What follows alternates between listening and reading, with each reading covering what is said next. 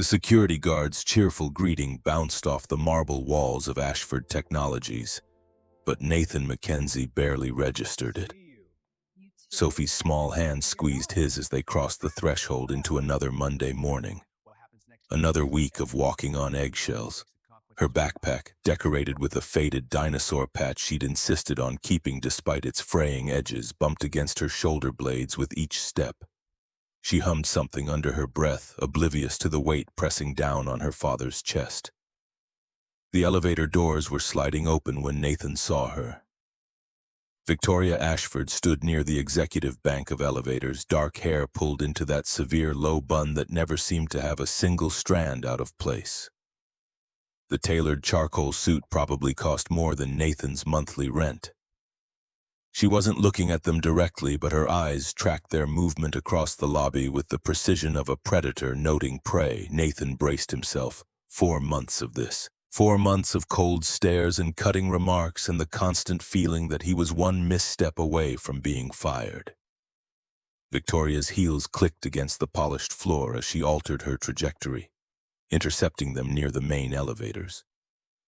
Her expression remained neutral, almost bored, but something flickered in those brown eyes, something Nathan couldn't quite name.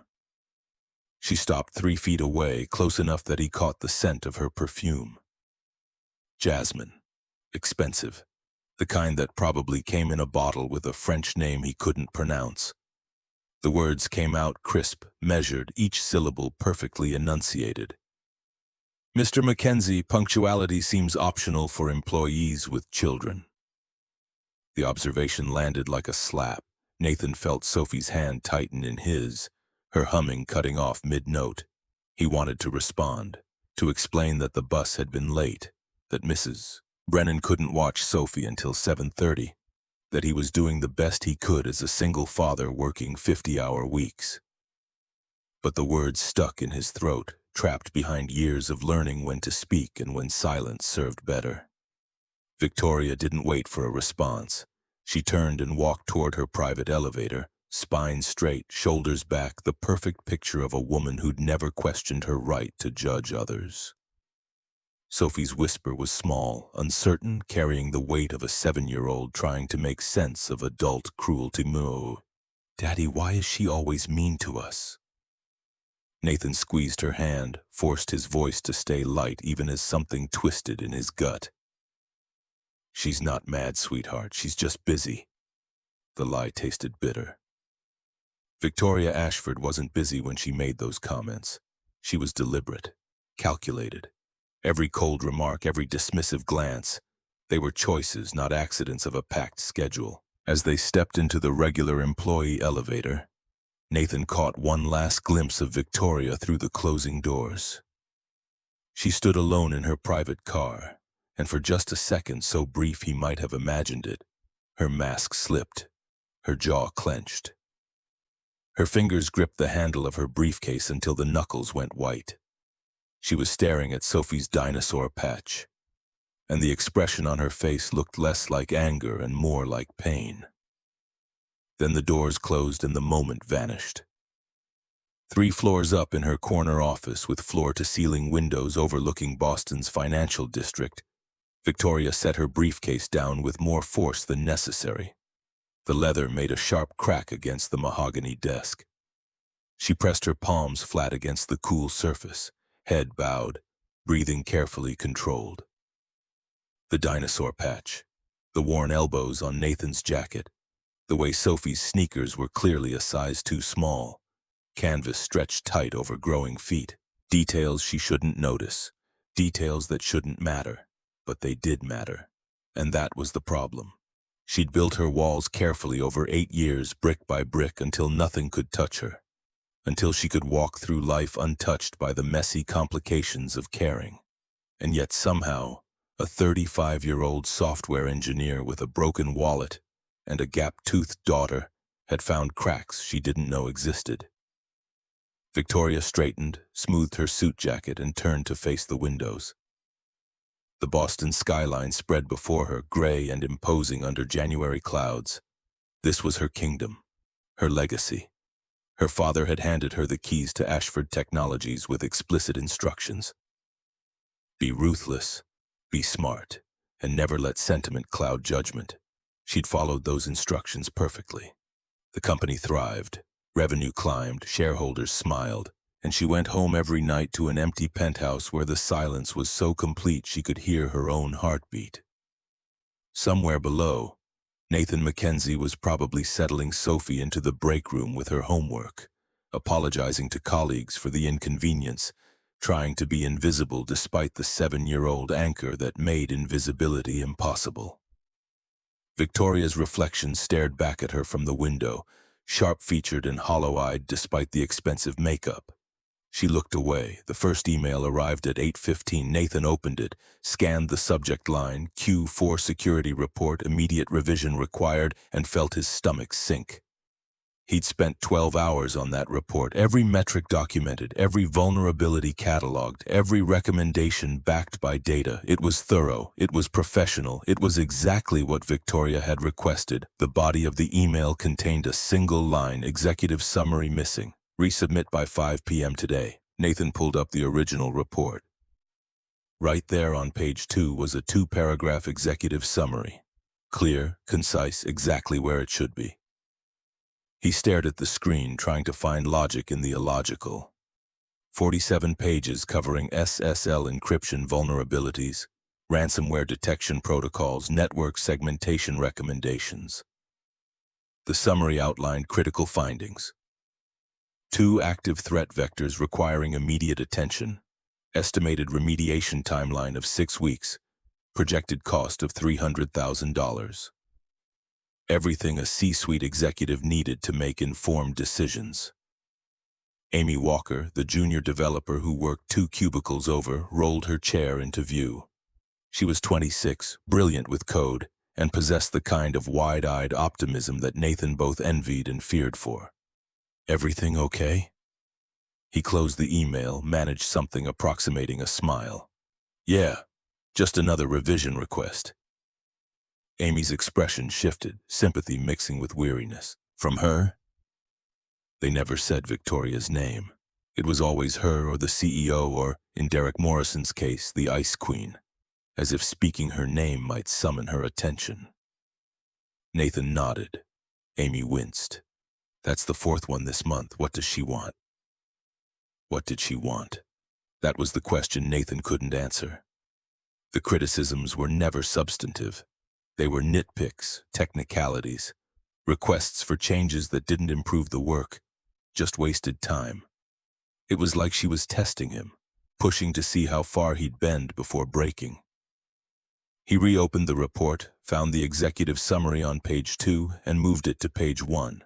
Changed the font from Calibri to Times New Roman, adjusted the margins from 1 inch to 1.25, made it look different without changing a single word of content. Excellence isn't measured by what you do right, it's measured by how much wrong you can endure without breaking. The thought arrived unbidden, shaped by 4 months of calculated cruelty. Nathan saved the file and returned to his other work. The morning crawled past. At 9 o'clock, the IT department gathered in the main conference room for their weekly status meeting. Victoria attended these meetings personally, something most Fortune 500 CEOs delegated to VPs. She sat at the head of the table, posture perfect, expression unreadable as team leads presented their updates. When Nathan's turn came, he stood and pulled up his presentation on the main screen. Network security metrics, threat detection rates, system uptime percentages, everything looked good, better than good. The security infrastructure he'd designed had caught and neutralized 2 attempted breaches in the past 6 months, preventing millions in potential losses. Mr. MacKenzie, Victoria's voice cut through his explanation like a scalpel. Can you explain why the firewall update wasn't implemented last quarter? Nathan froze. Around the table, colleagues shifted uncomfortably. He pulled up his email archive on the laptop, fingers moving quickly across the keyboard. It was implemented October 12th, Miss Ashford. I sent a confirmation email that same day. The email appeared on the main screen. Subject, firewall update complete. Sent October 12th at 4:17 p.m., addressed to Victoria and 3 other executives. Her response, timestamped 4:31 p.m., approved, proceed with monitoring phase. Victoria studied the screen as if seeing it for the first time. I don't recall approving that implementation. The conference room went silent. Nathan's jaw tightened. The email thread was right there. Her approval was documented. Everyone in the room could see it. Amy mouthed something that looked like fourth time, her eyes wide with disbelief. The approval is in the thread, Miss Ashford. October 12th, 4:31 p.m. Victoria's gaze moved from the screen to Nathan's face. Something flickered in her eyes. Not embarrassment, not acknowledgement, but something else entirely. Calculation, maybe, or testing. Very well. Continue. She dismissed him with a slight gesture, and Nathan sat down, hands trembling slightly as he closed his laptop. The meeting continued around him, but he barely heard it. His mind replayed the exchange, searching for meaning in the humiliation. This was a pattern now. Public challenges about work he'd completed correctly. Documented approvals she claimed not to remember. Revisions requested for non-existent problems. When the meeting ended, Nathan returned to his cubicle and stared at the revision request email. 4:57 p.m. 3 minutes before her arbitrary deadline. He attached the modified report, summary on page 1 instead of page 2, different font, adjusted margins, 0 substantive changes, and hit send. The response came at 5:03, acceptable. 1 word, not good work or thank you or even received, just acceptable. As if his 12 hours of labor and the 3 he'd just wasted on cosmetic changes merited only the barest acknowledgement. Nathan shut down his computer, gathered his things, and went to collect Sophie from the break room. She was curled up in one of the chairs, math homework spread across her lap, pencil moving in careful loops as she worked through multiplication tables. When she saw him, her whole face lit up with that gap-toothed grin that made every awful moment worthwhile. They drove home through rush-hour traffic to their 2-bedroom apartment in Somerville. Nathan helped Sophie with the rest of her homework, made dinner from whatever was left in the fridge. Pasta again, because it was cheap and she didn't complain. After she was asleep, he sat at the kitchen table with his laptop and worked another 2 hours on a security patch that wasn't due until Friday. Because staying ahead meant staying employed, and staying employed meant Sophie had health insurance and a roof and a chance at a better life than this.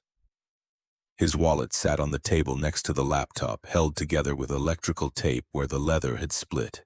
He'd owned it for 9 years, bought it the week he started at MIT, back when he thought a computer science degree from one of the best schools in the country meant financial security.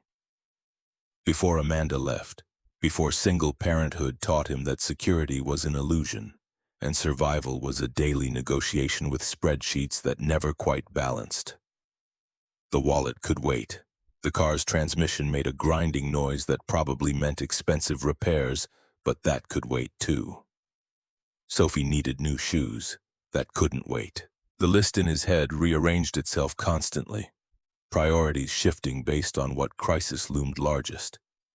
Tuesday morning brought more of the same. Victoria passed them in the lobby without comment, though Nathan noticed her gaze linger on Sophie's backpack.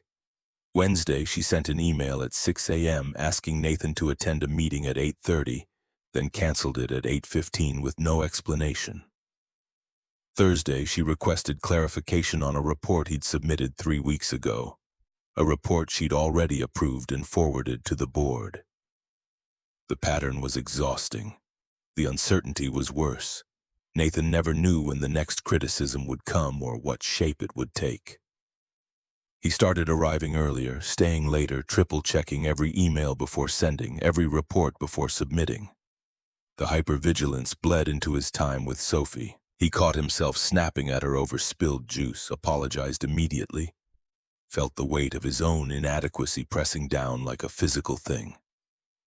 Friday afternoon, Sophie emerged from the break room with a piece of paper clutched in both hands. She'd been coloring for the past hour while Nathan finished some documentation. The paper was folded carefully, creased with the precision only a 7-year-old could manage. "Daddy, look what I made." Nathan unfolded it. The drawing showed a woman in a business suit, crown perched crookedly on her head, briefcase comically oversized. The title, written in Sophie's careful block letters, read, "Ice Queen Who Lost Her Smile." But surrounding the figure were dozens of stars, bright yellow and cheerful, scattered across the page like confetti. His throat tightened. "Honey, this is beautiful, but I made 2. Sophie interrupted, pulling out another identical drawing. "One for you and one for Miss Ashford." Nathan's heart stopped. "We can't give this to her, sweetheart." "Why not?" Sophie's eyes were wide, genuinely confused. "Maybe she needs to see the stars." Child wisdom, cutting through adult complexity with the kind of clarity that made Nathan's carefully constructed rationalizations feel hollow. He looked at the drawing again. The stars. Sophie had surrounded Victoria with stars, not darkness or storm clouds or any of the imagery an adult might choose. Stars. Things that shine in the darkness. "She might not understand," he said carefully. "She might think we're being mean. But we're not." Sophie's voice carried absolute conviction. "Stars are good. They're pretty. Maybe she forgot that people can be pretty when they smile." Nathan folded both drawings and slipped them into his laptop bag. "Let's just keep these safe for now, okay?" Sophie nodded, but disappointment shadowed her face. They left the building together, Nathan hyper-aware of the papers in his bag, imagining Victoria's reaction if she ever saw them. Fury, probably, or worse, the cold, dismissive silence she wielded like a weapon. He'd throw them away when they got home. Sophie would forget about them eventually. But that night, after Sophie was asleep, Nathan pulled out the drawings and studied them. The crooked crown, the oversized briefcase, the title that should have felt cruel but somehow didn't because of those stars. Dozens of them, scattered with a child's generous hand, suggesting that somewhere underneath the ice something worth celebrating existed.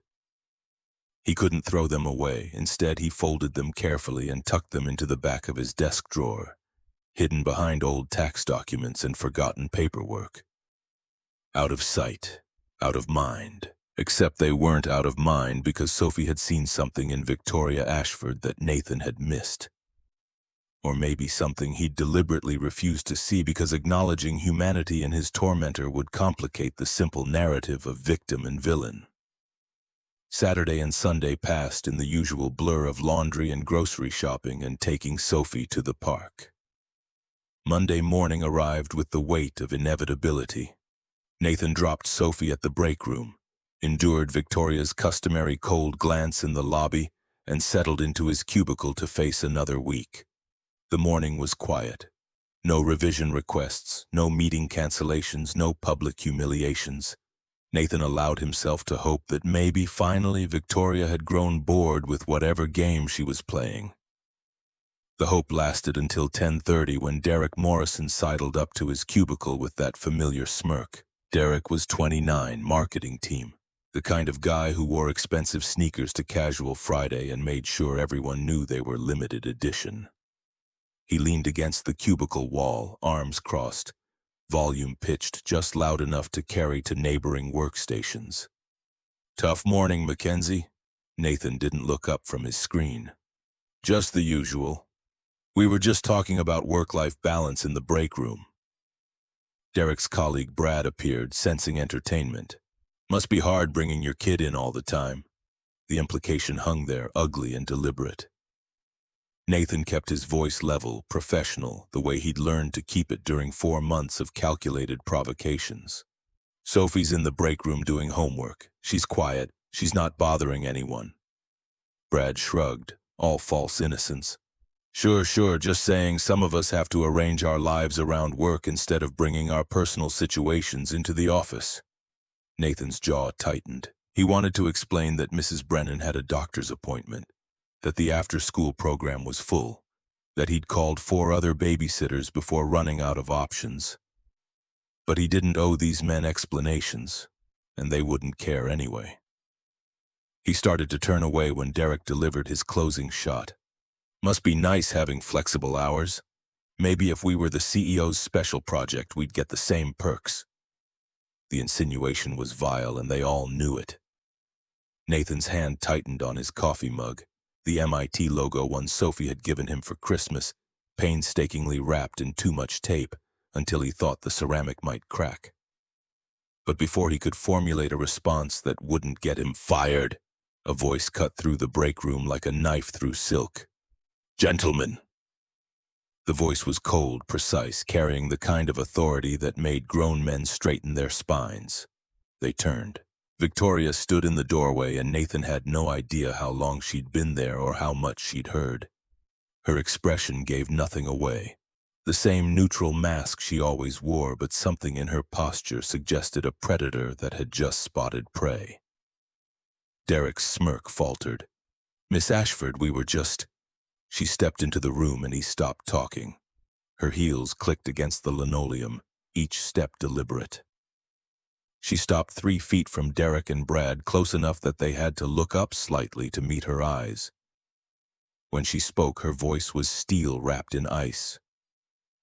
"Mr. MacKenzie has saved this company from 2 cybersecurity breaches in the past 6 months.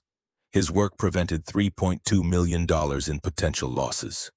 If either of you spent half as much time on actual work as you do gossiping, perhaps you'd understand his value."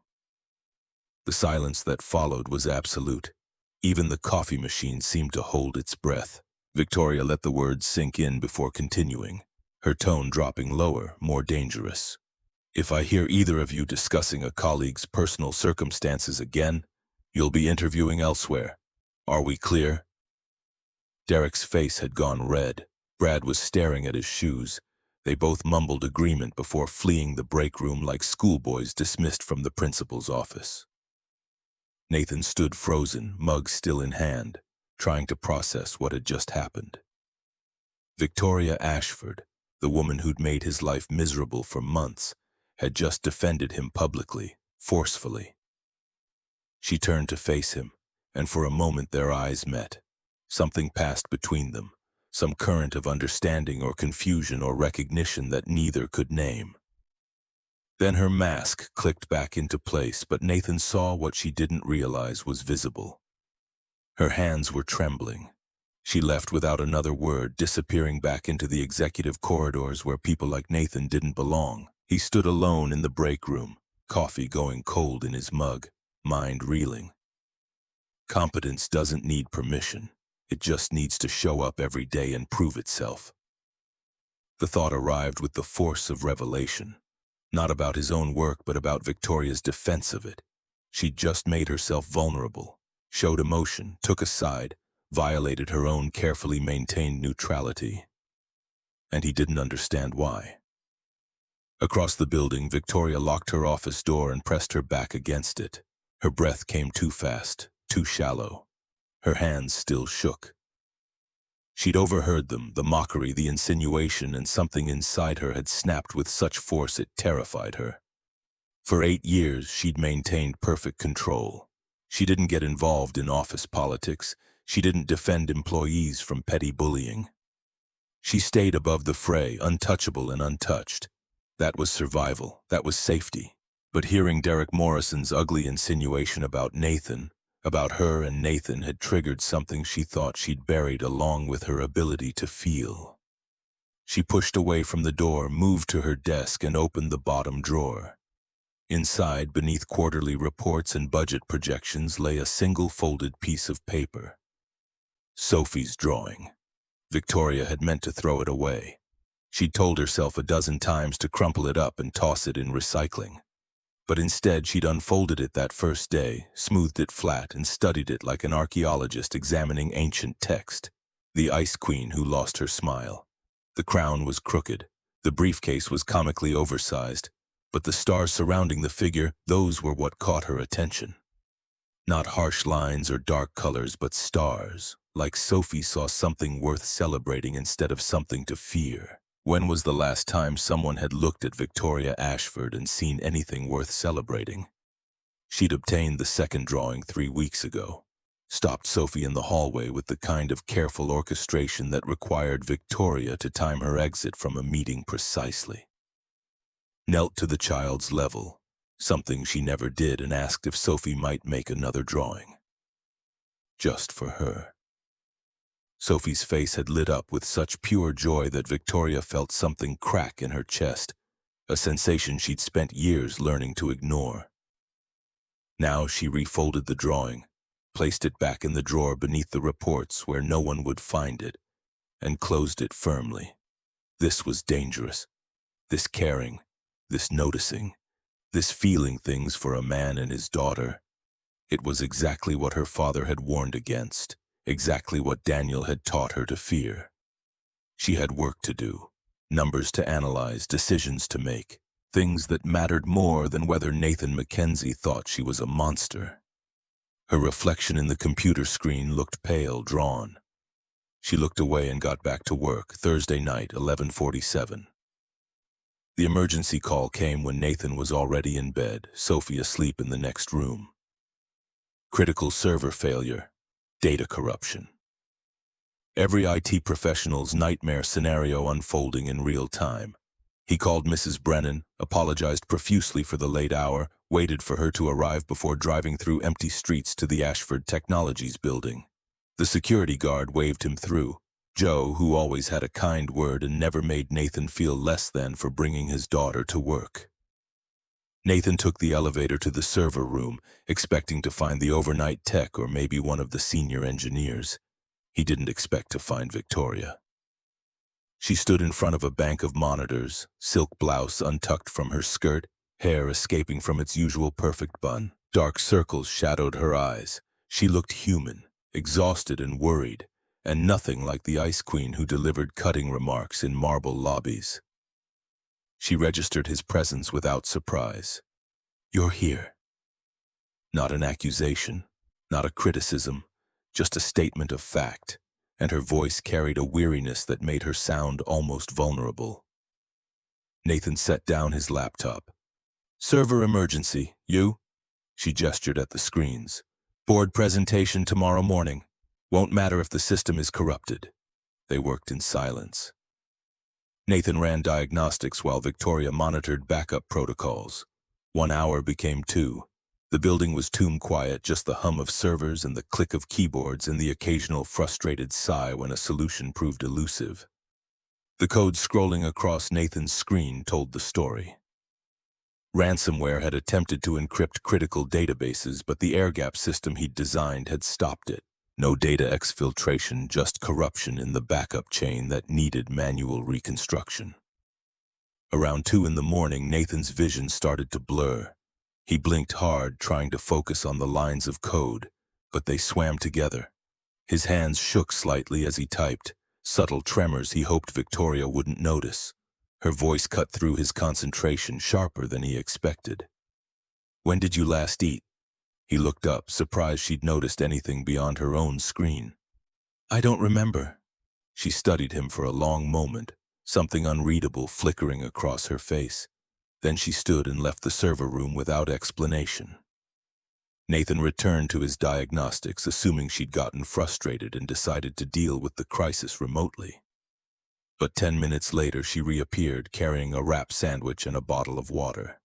She set them beside his laptop, not quite meeting his eyes. "Eat. You're useless if you collapse." The sandwich was from the executive lounge, probably leftovers from some catered meeting, but it was real food and Nathan's stomach growled in response. He looked at her, trying to reconcile this version of Victoria Ashford with the one who'd made his life hell for months. "Thank you." She didn't respond, just returned to her station and resumed working as if the gesture meant nothing. But Nathan noticed things too. Noticed how her breathing had become shallow and irregular. Noticed the way she gripped the edge of the desk when she thought he wasn't looking. Noticed that she'd been staring at the same screen for 5 minutes without typing a single command. At 2:45, she swayed. It was subtle, just a slight loss of balance, but her hands shot out to catch herself, knocking over her coffee cup. It was empty, but the noise seemed to startle her. Nathan was on his feet before thinking. "Are you okay?" She straightened immediately, armor snapping back into place. "Fine." But she wasn't fine. Even from 6 feet away, Nathan could see the exhaustion etched into every line of her face. Whatever had driven her to stay here all night, working herself to collapse, it wasn't just dedication. It was something darker, something desperate. He took a step closer, keeping his voice gentle. "You don't look fine." The walls cracked just for a moment, but Nathan saw it, saw past the CEO facade to the woman underneath who was barely holding together. Her voice came out thin, almost fragile. "I haven't slept properly in 3 weeks. Board is questioning my leadership. Richard Caldwell is pushing for—" She stopped herself, pressing a hand to her temple, eyes closed. When she opened them again, she seemed startled that she'd said anything at all. Nathan took another step. He should leave it alone, focus on the servers and the crisis and maintaining proper professional boundaries. But he'd spent 4 months watching this woman be deliberately cruel. And now he was seeing something entirely different. Something broken and human and achingly familiar. The words came out before he could stop them. "The board is questioning your leadership?" She laughed, but there was no humor in it. "Richard Caldwell thinks a woman can't run a Fortune 500 company. He's been building a case for months, looking for any weakness, any excuse to call for a vote of no confidence." Her voice cracked slightly on the last words. She swayed again, more pronounced this time, and Nathan moved on instinct. He crossed the space between them in 3 strides and caught her arms as she started to tip forward. His hands wrapped around her biceps, steadying her. And suddenly she was pressed against his chest, her perfume, that expensive jasmine, filling his senses. They both froze. Nathan was acutely aware of everywhere they touched. The warmth of her through the silk blouse, the way she fit against him, her head barely reaching his shoulder, the rapid flutter of her pulse visible at her throat. He was close enough to see gold flecks in her brown eyes. Close enough to count her eyelashes. Close enough that neither of them seemed to remember how to breathe. The moment stretched, suspended in amber. Nathan knew he should step back, knew this was crossing every line that mattered. But Victoria's eyes were locked on his, and the vulnerability there was so raw, so unexpected that moving seemed impossible. Her whisper barely made it across the inches between them. "I'm sorry, I didn't mean to." His response came automatically. "It's okay." But it wasn't okay.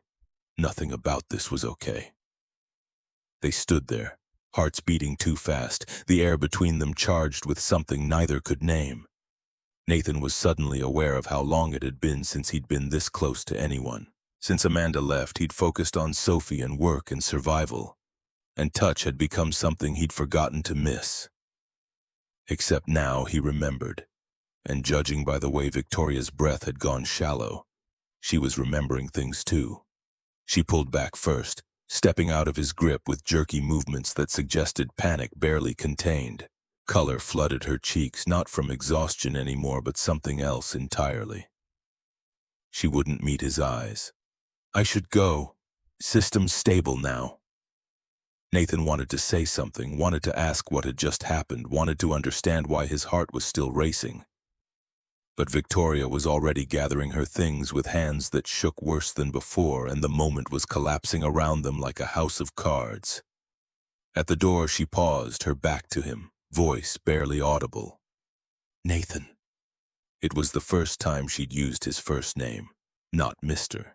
MacKenzie or nothing at all, just his name, and it sounded different in her voice than he'd expected. Softer, almost uncertain. He found his voice. "Yeah?" She turned halfway, still not quite looking at him. "Thank you. For tonight." Then she was gone, heels clicking rapidly down the hallway like she was running from something or towards something. Nathan couldn't tell which. He stood alone in the server room, surrounded by humming machines and blinking lights, and tried to make sense of what had just happened. Tried to understand why his hands still tingled where they'd held her arms, Tried to convince himself that the moment hadn't meant what his racing pulse suggested it meant. He failed on all counts. The drive home passed in a blur. Mrs. Brennan was asleep on the couch and Nathan paid her double for the late night before carrying Sophie from her bed to his car and then back to her room. He tucked her in, kissed her forehead, and sat on the edge of her bed watching her sleep. His daughter. His responsibility. His entire world compressed into one 7-year-old girl who deserved so much better than a father who couldn't afford new shoes and a mother who'd chosen a yoga instructor in San Diego over her own chut. He thought about Victoria's words, "I haven't slept properly in 3 weeks." Thought about the exhaustion in her eyes and the tremor in her hands. Thought about how she'd looked pressed against him, vulnerable and afraid and nothing like the armor-plated CEO everyone saw. Something had shifted tonight. Some fundamental understanding had cracked open and Nathan didn't know what to do with it. Sometimes the bravest thing you can do is let someone catch you when you fall. The thought arrived with the weight of truth, not about Victoria alone, but about both of them. Two people who'd learned to survive by not needing anyone, suddenly faced with the terrifying possibility that maybe, just maybe, survival wasn't the same as living. Nathan stood, turned off Sophie's light, and walked to his own bedroom. Tomorrow was Friday. Tomorrow Victoria would probably be back to her cold, distant self, and this night would become just another strange chapter in the ongoing story of his employment at Ashford Technologies. But as he lay in bed staring at the ceiling, Nathan couldn't shake the memory of gold flecks in brown eyes and the way his name had sounded in her voice. Couldn't forget the trembling in her hands or the crack in her armor that had let him see just for a moment the woman she'd spent 8 years learning to hide. Friday morning arrived with leaden inevitability. Nathan dropped Sophie at the break room, braced himself for Victoria's usual morning criticism, but she passed them in the lobby with only the slightest nod. No cutting remark, no cold assessment. Just acknowledgement that they existed in the same space, which somehow felt more unsettling than her customary cruelty. Sophie noticed immediately. "Daddy, Miss Ashford didn't say anything mean." Nathan squeezed her hand. No, she didn't. The weekend stretched ahead, 48 hours of Sophie and grocery shopping and pretending his world hadn't just tilted on its axis. But as Nathan settled into his cubicle and opened his email, he couldn't help wondering what Monday would bring. Couldn't stop replaying those few seconds when Victoria had been pressed against him, vulnerable and human and absolutely terrifying in her honesty. 4 months of walking on eggshells. One night that changed everything. And now, the impossible question, what came next? Monday morning arrived with the weight of unspoken things. Nathan brought Sophie through the lobby, bracing for another cutting remark, another reminder of his inadequacy. But Victoria passed them with only a small nod. No words, no sneers, just acknowledgement that they existed in the same space. Sophie noticed immediately, her voice pitched low. "Daddy, Miss Ashford didn't say anything mean." Nathan squeezed her hand. No, she didn't. The week that followed felt like walking through a dream where all the familiar landmarks had shifted slightly off-center. Victoria sent 3 emails, routine stuff about system updates and security protocols, and not one contained a hidden barb or impossible demand. She passed him in hallways and nodded. She attended an IT briefing where Nathan presented on encryption improvements, and when he finished, she actually said the words that seemed to cause her physical pain to produce. "Good work, Mr. MacKenzie." Amy pulled Nathan aside on Wednesday. "What happened? She hasn't sent you a single passive-aggressive email in over a week." He couldn't explain what he didn't fully understand himself. "I don't know." But he did know. Something had changed in that server room. Some mutual recognition of damage survived and walls constructed. Neither of them knew what to do with it, so they defaulted to careful politeness, the kind that felt more intimate than hostility because it required choice instead of reflex. Thursday afternoon, Sophie was coloring in the break room when Victoria walked past. Nathan watched through the glass partition as his boss paused at the doorway. Just paused. Sophie looked up and waved with the unself-conscious friendliness of children who hadn't yet learned to fear authority. Victoria waved back, a small wave, awkward and unpracticed but genuine. Sophie returned to her coloring, satisfied. Victoria stood there for 5 more seconds before continuing down the hall. And Nathan felt something in his chest twist with an emotion he refused to name. That night, Sophie was unusually quiet during dinner. Pasta again because Nathan's paycheck didn't stretch to creativity. Finally, she set down her fork and fixed him with that too old look she got sometimes. "Daddy, does Miss Ashford like sweet things?" The question came from nowhere. "I don't think so. Why?" Sophie's expression turned crafty in a way that made Nathan nervous. "Just wondering." He should have pressed for details, should have sensed that his 7-year-old was plotting something. But exhaustion made him careless, and he let the moment pass. Friday morning, Sophie arrived with a small paper bag clutched carefully in both hands. Nathan eyed it with suspicion. "What's in the bag?" "Nothing." Her smile was pure innocence. Nothing turned out to be a chocolate cupcake with pink frosting that had gotten slightly squashed during the bus ride. Sophie had made it with Mrs. Brennan's help, Nathan learned later, and she carried it through the lobby with the reverence of someone bearing a sacred offering. Nathan felt dread coil in his stomach. "Honey, what are you planning to do with that?" She didn't answer, just marched directly toward the executive elevators where Victoria stood checking her phone. Nathan followed helplessly, aware that whatever was about to happen would either be endearing or career-ending. Sophie knocked on the elevator frame. Victoria looked up, cycled through confusion, irritation, and something softer before settling on wary curiosity. "Yes?" Sophie held up the bag. "I made this for you." Victoria stared at the bag like it might contain a live grenade. "What is this?" Sophie's voice carried that simple directness only children managed. "A cupcake. Daddy says you don't like sweet things, but I think you do. I think you just pretend not to." The statement landed with devastating accuracy. Nathan watched Victoria's expression freeze, watched something crack behind her eyes. Around them, the lobby had gone silent, security guards and early arriving employees witnessing this tiny act of rebellion against corporate hierarchy. Victoria slowly took the bag, opened it, looked at the lopsided cupcake with its smeared frosting and slightly collapsed left side. Then she laughed. Not a polite chuckle, not a sardonic snort, but a real laugh, warm and surprised and completely unguarded.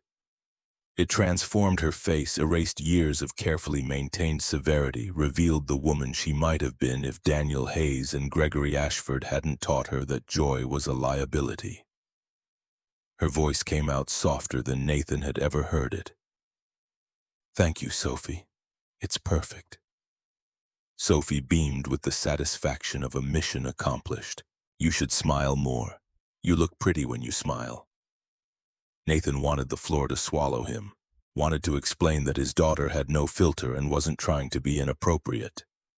But Victoria was looking at Sophie with an expression Nathan couldn't quite parse, something between amusement and longing and profound sadness. She met Nathan's eyes across the lobby.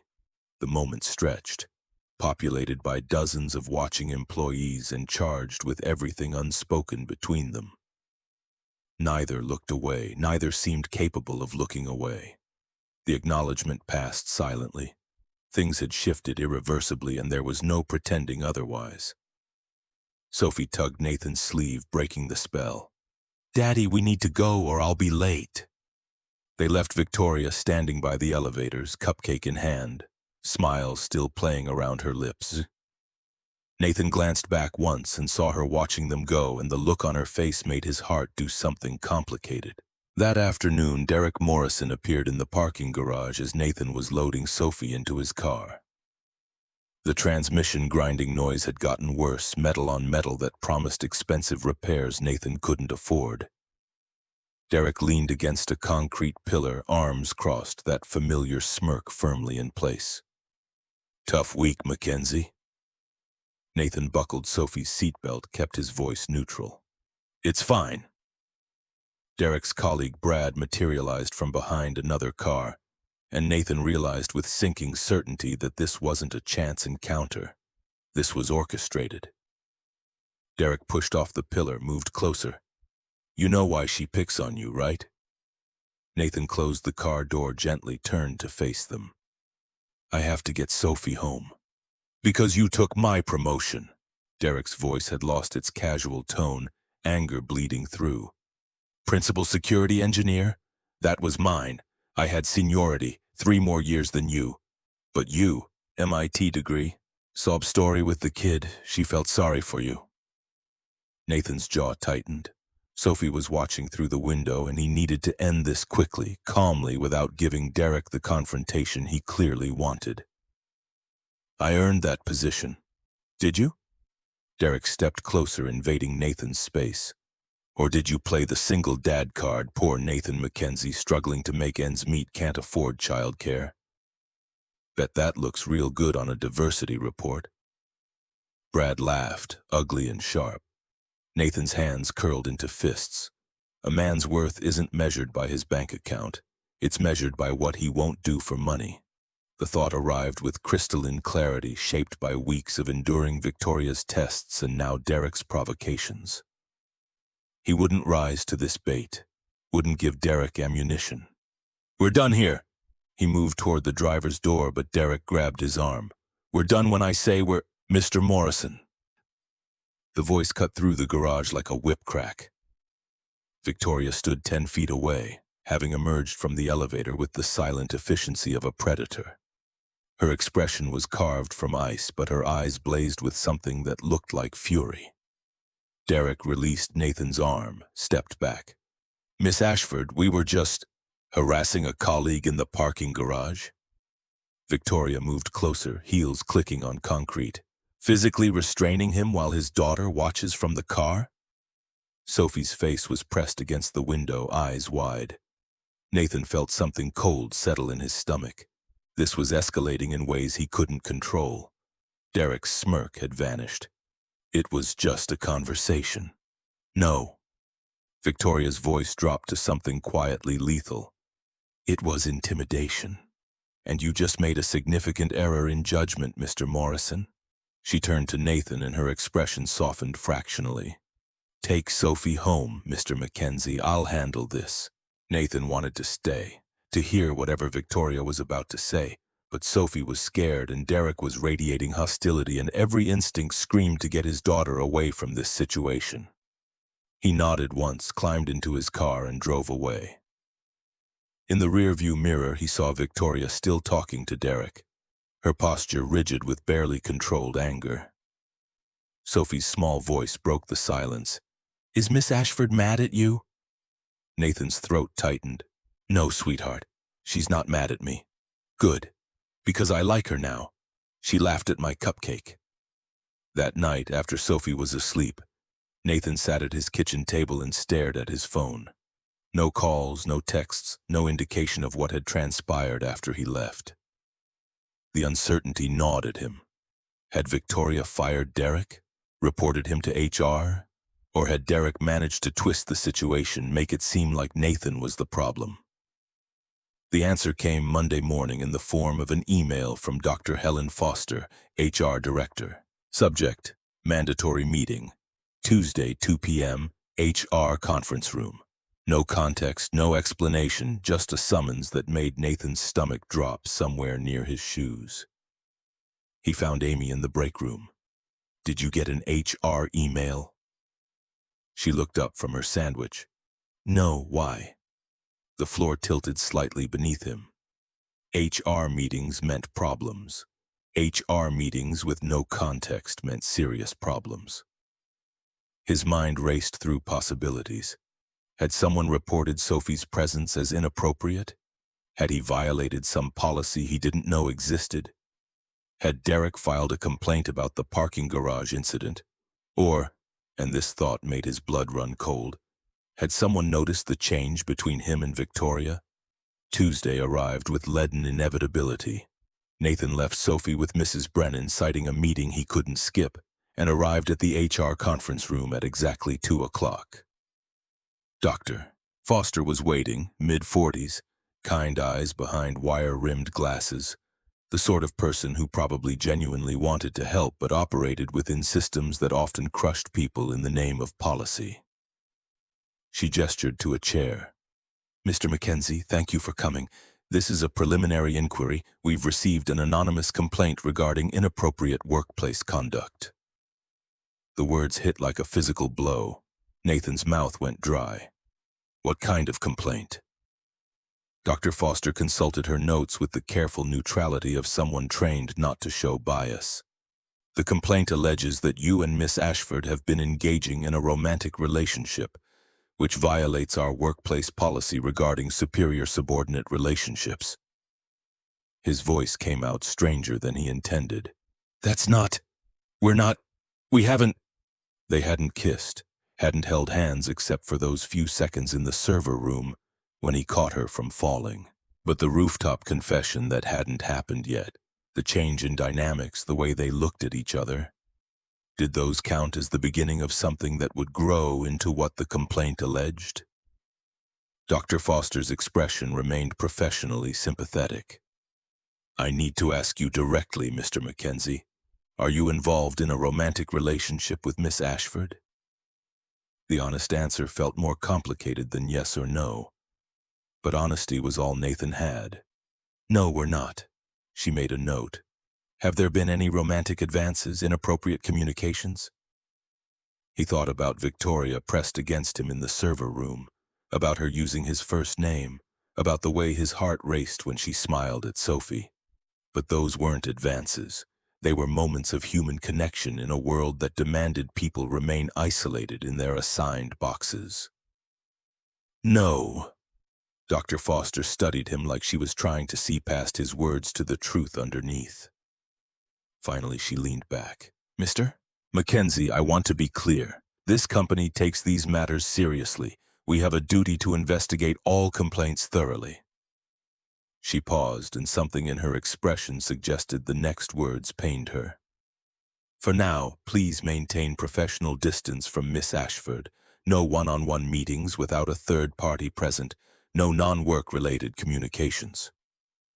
The restrictions felt like walls closing in, cutting off the fragile connection that had barely begun to form. Dr. Foster continued, "I should also inform you that we're considering offering you a transfer to our Denver office. It would be a promotion. Principal security engineer, $95,000 salary.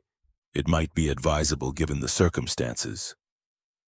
Denver, 1,800 miles from Boston, from Sophie's school and Mrs. Brennan and the life they'd built from the wreckage of Amanda's abandonment. But also 1,800 miles from scrutiny and scandal and whatever was building between him and Victoria that had made someone angry enough to file a complaint. His voice sounded distant to his own ears. "I'll think about it." Dr. Foster nodded. "No decision needs to be made immediately, but please consider it carefully." Nathan left the HR office feeling hollowed out. Returned to his desk in a daze, opened his email and started a message to Victoria before remembering the new rules. No direct communication without witnesses. The investigation would take weeks, Dr. Foster had said. Weeks of forced distance and careful documentation and trying to prove a negative. Weeks of wondering who had reported them and why. Amy appeared at his cubicle, took one look at his face. "What happened?"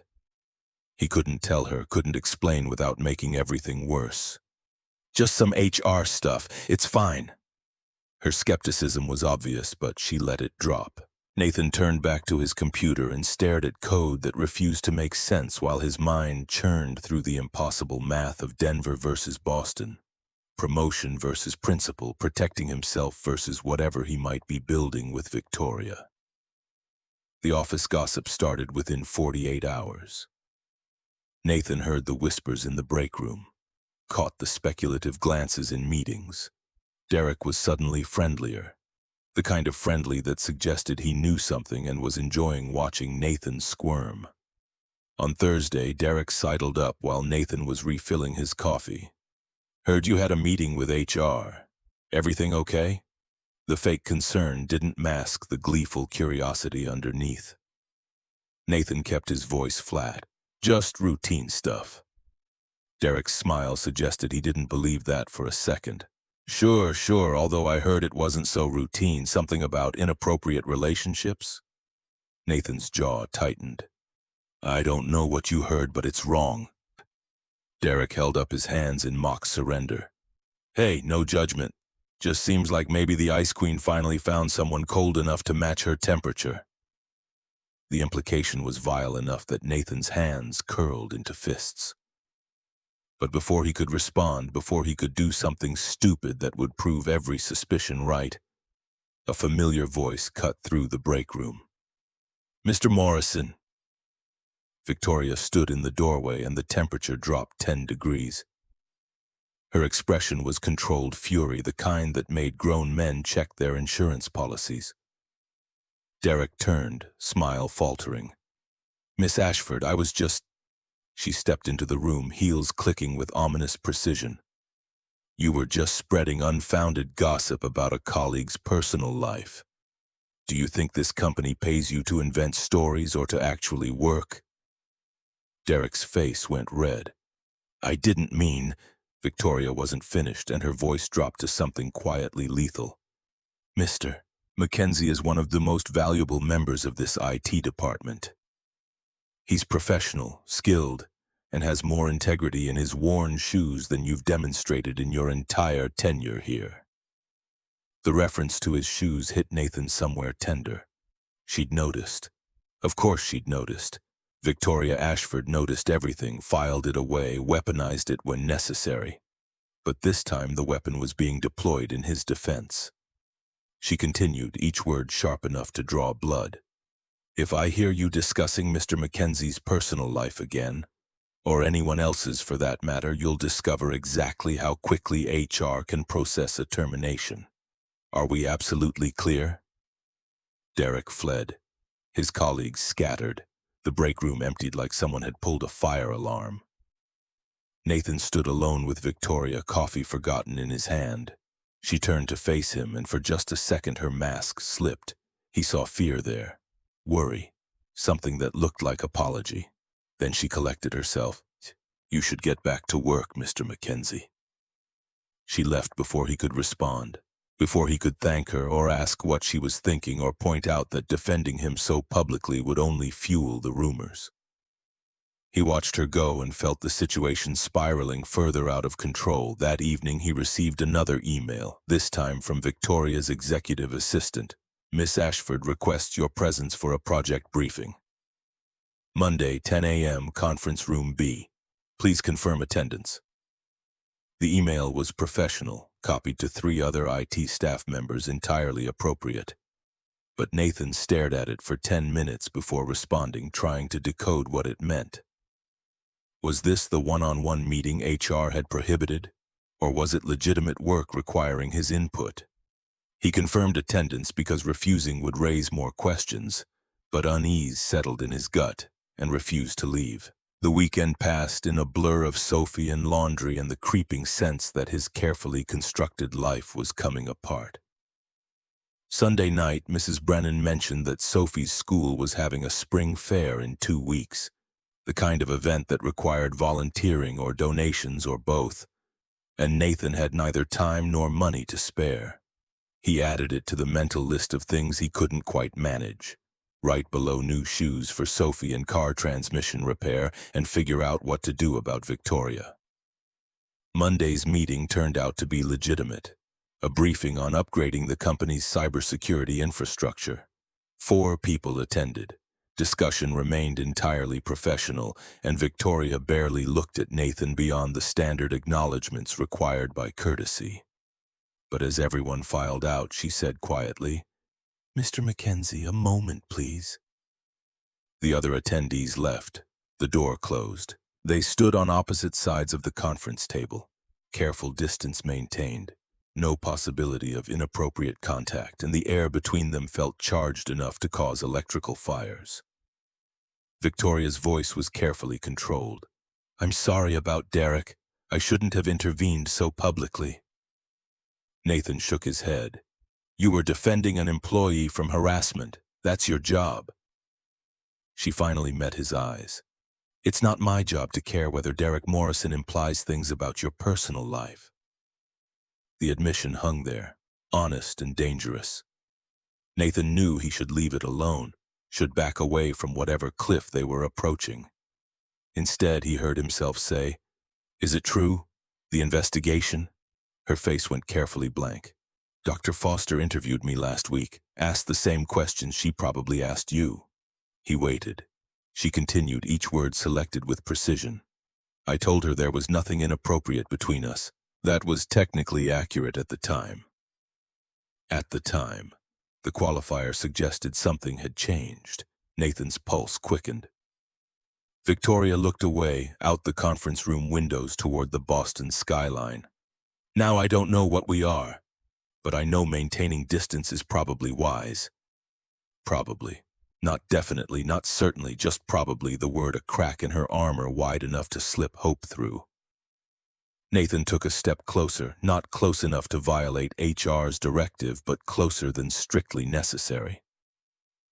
"What if I don't want to maintain distance?" Her eyes snapped back to his, something fierce blazing behind the carefully constructed ice. "Then you're being foolish, because this—" She gestured between them. "Whatever this is, it could cost you your job, your reputation, the stability Sophie needs." Everything she said was true. Everything she said was practical and logical and exactly what someone like Victoria Ashford would calculate. But her voice shook on Sophie's name, and Nathan realized she wasn't just protecting herself. She was trying to protect him. That realization made him reckless. "What if I think it's worth the risk?" Her control cracked visibly. She gripped the edge of the conference table. "You don't know what you're risking. My father destroyed the last person I let close. Richard Caldwell is looking for any excuse to remove me. The board already questions my judgment. If this becomes public—" She cut herself off, breathing hard. Nathan watched her fight for composure and saw the terrified woman underneath the CEO facade. He kept his voice gentle. "Then we're careful. We follow the rules. We don't give them ammunition." Her laugh was bitter. Someone already gave them ammunition. Someone filed that complaint, which means someone is watching us closely enough to notice what we're barely acknowledging to ourselves. The truth of that settled over them like ash. Someone had noticed. Someone cared enough to report it. Someone wanted one or both of them gone. Nathan's mind immediately went to Derek, but that felt too obvious. Derek was a bully, not a strategist. This took planning, patience, the kind of calculating malice that Derek lacked. Before he could voice the thought, Victoria straightened. "I need to go. You should too. Someone will notice if we're in here too long." She moved toward the door but paused with her hand on the handle. "Nathan." His name again. Not Mr. MacKenzie, just Nathan, and it sounded like a confession. He waited. Her voice came out barely audible. "Be careful, please." Then she was gone, and Nathan stood alone in the conference room, wondering how caring about someone had become the most dangerous thing either of them could do. That evening, while Nathan was helping Sophie with math homework, his phone rang. Unknown number. He almost didn't answer, but something made him pick up. The voice was female, confident, familiar in a way that made his stomach clench. "Hello, Nathan." 3 years. 3 years since he'd heard that voice, but he recognized it immediately. Sophie's head snapped up from her homework, eyes wide. Nathan forced his expression to stay calm even as his mind raced. Amanda. His ex-wife. Emma's mother. The woman who'd walked out when Sophie was 4 and hadn't called for birthdays or holidays or the dozens of small crises that marked their daughter's childhood. She'd chosen a yoga instructor in San Diego over her family, and Nathan had built their life around her absence. Amanda's voice carried false brightness. "How are you? How's Sophie?" He wanted to hang up, wanted to tell her she'd forfeited the right to ask those questions when she chose someone else over their daughter. But Sophie was watching, and Seven was old enough to understand rejection even if it came from not allowing contact. "We're fine. Why are you calling?" Straight to the point, no pleasantries. Amanda had never appreciated his directness, and she didn't now. "I'm in Boston. I'd like to see Sophie." The floor tilted. Nathan stepped into the kitchen, lowering his voice. "When did you get here?" Amanda's voice lost some of its artificial cheer. "Last week. I've been getting myself settled. I'm ready to be part of Sophie's life again." Ready. As if parenting was something you could toggle on and off like a switch.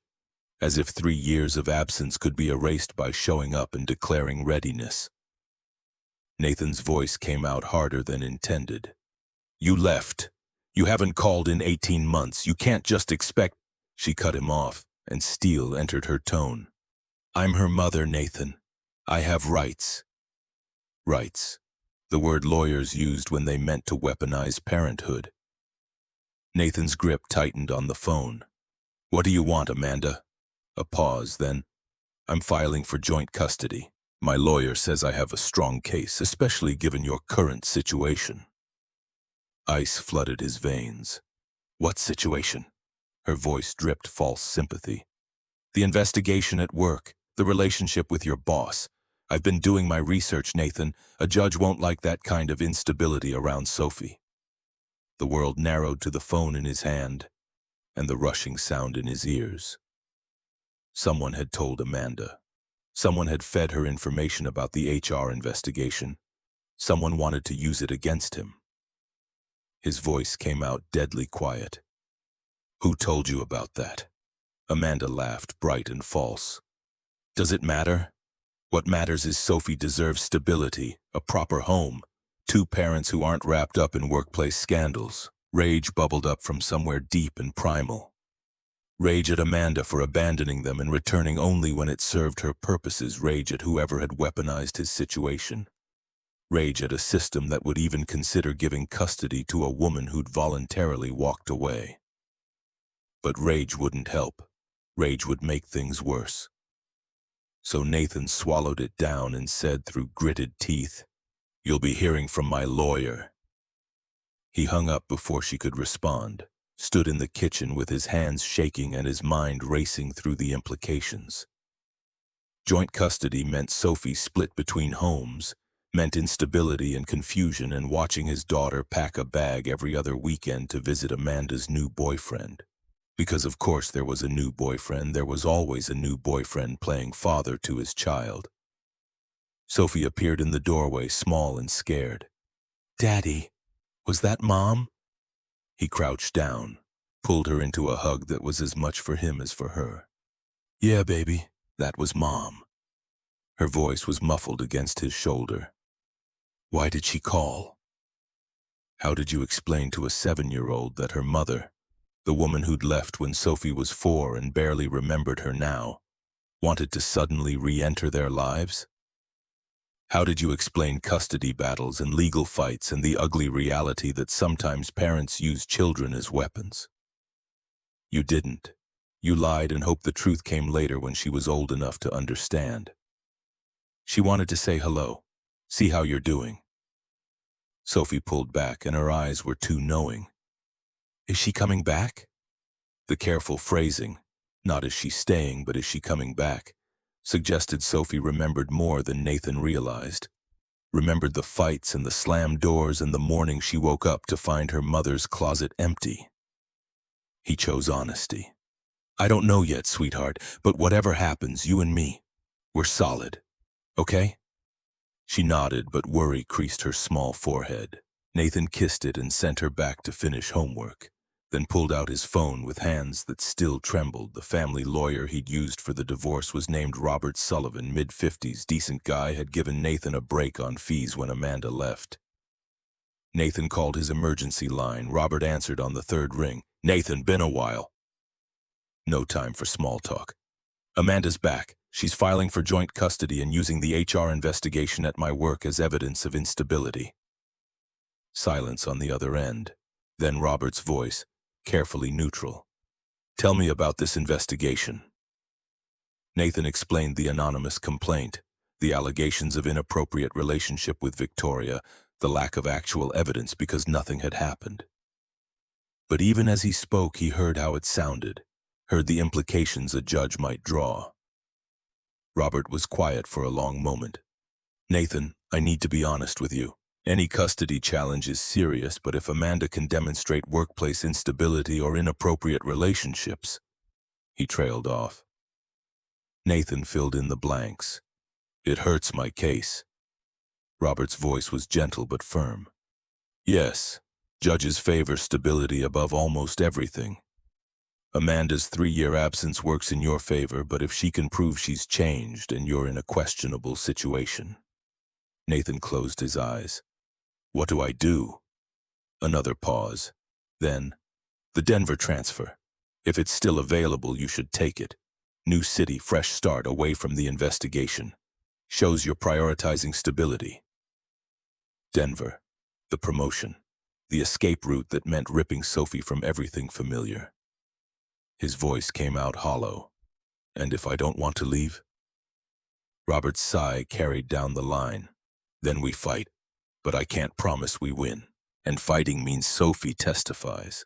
Means dragging her through questions about whether she feels safe with you, whether she's seen inappropriate behavior. Is that what you want?" Of course it wasn't what Nathan wanted. Sophie had been through enough when Amanda left. The therapy sessions and the nightmares and the slow, painful process of learning to trust that her father wouldn't disappear too. But Denver meant leaving Victoria, meant running from something that might matter, meant making his life even smaller to accommodate other people's judgments. He thanked Robert and hung up without making promises. Sat at his kitchen table and stared at nothing while Sophie finished her homework in the next room. Wednesday morning brought the blog article. Corporate scandal at Ashford Technologies splashed across TechCrunch with enough accurate details to suggest an inside leak. Nathan read it twice, feeling walls close in. By afternoon, 3 different news outlets had picked up the story. Wall Street Journal ran a piece questioning Victoria's leadership. The company's stock dipped 3%. Nathan's phone buzzed with a text from Amanda's lawyer. "Article strengthens our position. Judge will see this instability. Reconsider cooperation." He deleted the message and tried to focus on work, but the sensation of being watched intensified. Derek's smirk had become permanent fixture. Colleagues who'd been friendly now kept their distance. Nathan was becoming toxic, and everyone knew it. Thursday afternoon brought the calendar invite from Victoria's assistant. "Urgent. Discuss your situation. Tonight, 7 p.m. My office." Nathan stared at the message, weighing the risk.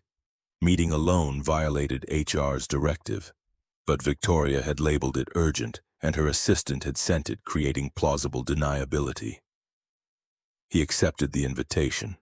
7 o'clock found him standing outside Victoria's office. The executive floor was mostly empty, just a few late workers scattered across distant cubicles. Patricia, Victoria's assistant, sat at her desk with the determined expression of someone providing alibi. "Go ahead, Mr. MacKenzie. I'll be right here if you need anything." The emphasis on the last word suggested she was there as much to protect them as to observe them. Nathan entered. Victoria stood by the windows, backlit by the city lights that made Boston look cleaner than it was. She turned when he entered, and the exhaustion in her eyes suggested she'd slept as poorly as he had. "Mr. MacKenzie, thank you for coming. Please sit." He sat in one of the chairs facing her desk. She remained standing, maintaining the physical advantage of height, even as her posture suggested she was bracing for impact. The silence stretched until Nathan broke it. "You said there were things happening, things you couldn't tell me about." Victoria's hands gripped the back of her desk chair. "Richard Caldwell is planning something. I don't have proof yet, but he's been meeting with board members. Private meetings I'm not invited to. My sources suggest he's building support for a no-confidence vote." The admission cost her. Nathan could see it in the way her jaw tightened. Victoria Ashford didn't share weakness easily, and acknowledging her position might be in jeopardy was equivalent to admitting defeat. He kept his voice steady. When? She finally moved, circling the desk to sit across from him, maintaining appropriate distance but allowing the conversation to feel less like an interrogation. Next Wednesday. He's using the HR investigation as ammunition, suggesting my judgment is compromised, that I'm allowing personal feelings to interfere with business decisions. Nathan felt anger kindle in his gut. You've done nothing wrong. Her laugh was bitter and tired. Perception matters more than reality in boardrooms, and the perception is that I defended you too publicly, too emotionally, that I let whatever this is between us cloud my professional responsibilities. Whatever this is. The phrase hung between them, undefined but undeniable. Nathan leaned forward. What do you need me to do? Victoria's expression softened almost imperceptibly. Take the Denver position, remove yourself from the equation. If you're gone, Caldwell loses his leverage. The investigation concludes with nothing found. My judgment is vindicated by making the difficult but appropriate choice to transfer you. Every word made logical sense. Every word felt like a knife between his ribs. His voice came out rougher than intended. Is that what you want? She looked away, out the windows toward the city they both called home. What I want is irrelevant. What matters is protecting this company and the 1,500 people who depend on it for their livelihoods. The deflection was answer enough. Nathan stood, unable to sit still while his world realigned itself. I have my own reasons for considering Denver. Amanda came back. She's filing for custody and using the investigation as proof I'm providing an unstable environment for Sophie. Victoria's head snapped toward him, shock breaking through her careful composure. What? He explained Amanda's return, the phone call, the threat of joint custody, watched Victoria's expression shift from shock to fury to something that looked like anguish. When he finished, her voice was barely above a whisper. This is my fault. Nathan moved closer, not close enough to violate the invisible boundaries, but close enough to make his point. This is Amanda's fault for abandoning her daughter. This is whoever filed the complaint's fault for weaponizing a relationship that barely exists. This is not your fault for being human enough to care about someone. The words landed harder than he intended. Victoria's eyes glistened with tears she wouldn't let fall. Her voice came out strained. You should take Denver, protect Sophie. That matters more than... She stopped herself, but Nathan heard what she didn't say. More than us. More than whatever fragile thing they'd built in stolen moments and defended territory. Patricia knocked on the doorframe. Miss Ashford, your 10:30 is here. The interruption felt both intrusive and perfectly timed. Nathan stepped back, rebuilding the professional distance. I'll let you know my decision by end of week. Victoria nodded, mask sliding back into place. Thank you for informing me, Mr. MacKenzie. He left her office feeling like he'd just agreed to something irrevocable without actually agreeing to anything at all. Drove home through empty streets, tucked Sophie into bed, and sat at his kitchen table staring at 2 emails on his laptop screen. Email 1, Denver offer, principal security engineer, $95,000. Fresh start, safety. Email 2, Robert Sullivan's follow-up. Custody hearing scheduled for next Thursday, Amanda's lawyer aggressive. Need decision on Denver ASAP to strengthen case. Every man has his price. Ethan's was $75,000. Amanda's was freedom from responsibility. What was Nathan's? His daughter's happiness? Or a chance at something real with a woman who scared him as much as she drew him in? He closed the laptop without responding to either email. Tomorrow he'd decide. Tomorrow he'd choose between running and fighting. But tonight he sat in the silence of his apartment and thought about Victoria's trembling hands and Sophie's gap-toothed grin and the impossible mathematics of trying to protect everyone he loved when loving them put everyone at risk. Wednesday morning arrived with the sound of someone knocking on Nathan's door at 7 o'clock. Sophie was still asleep, and Nathan opened the door in his bathrobe to find a man in his early 60s standing on the threshold. Silver hair, expensive suit, the kind of bearing that spoke of unchallenged authority for decades. The man extended his hand. "Mr. MacKenzie, I'm Gregory Ashford. We need to talk." Nathan's mind raced.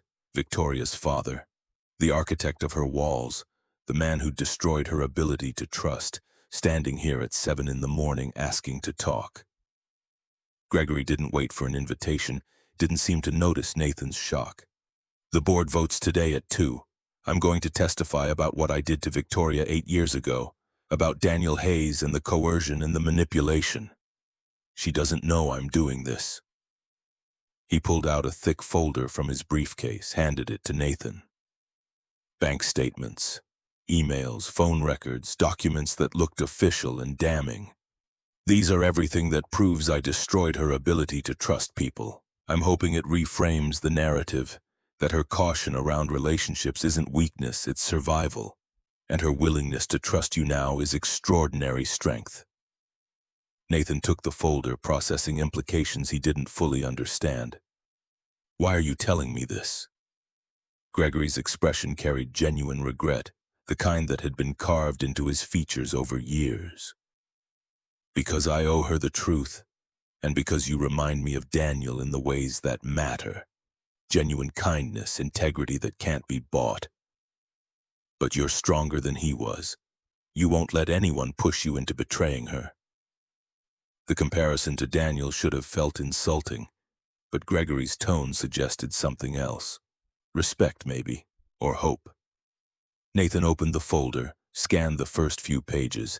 A wire transfer authorization, $75,000 from Ashford Holdings LLC to Daniel Hayes, dated 8 years ago. An email thread showing Gregory threatening to expose Daniel's brother's DUI, to destroy the family construction business that had operated for 3 generations. Phone logs documenting dozens of calls between Gregory and Daniel in the weeks before the breakup. "You didn't just pay him off. You coerced him." Gregory's jaw tightened. "I gave him an impossible choice. Take the money and leave Victoria, or watch everyone he loved suffer. His brother's contractor license would have been revoked. His father's business would have collapsed.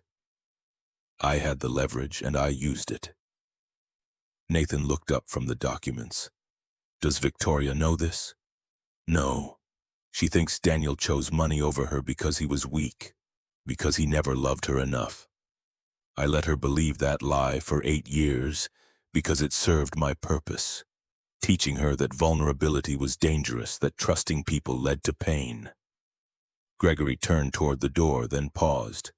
"Don't take Denver, Mr. MacKenzie. Stand and fight. It's what Victoria needs to see, that not everyone runs when things get complicated." He left before Nathan could respond, left him standing in his doorway holding evidence of manipulation that had shaped Victoria's entire adult life. Nathan closed the door carefully, set the folder on the kitchen table, and tried to make sense of what had just happened.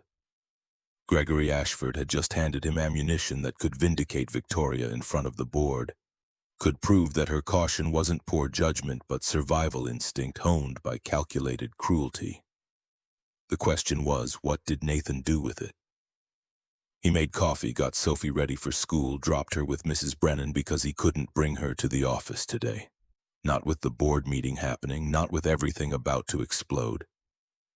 Mrs. Brennan asked if everything was okay, and Nathan lied because the truth was too complicated to explain. Everything was not okay. Everything was balanced on a knife's edge, and the slightest wrong move would send it all crashing down. At the office, Nathan positioned himself in the hallway outside the main conference room. Patricia had texted him the location along with a warning. "Stay out of sight. Caldwell has security watching." Board members began arriving at 1:30, filing past in expensive suits with grim expressions.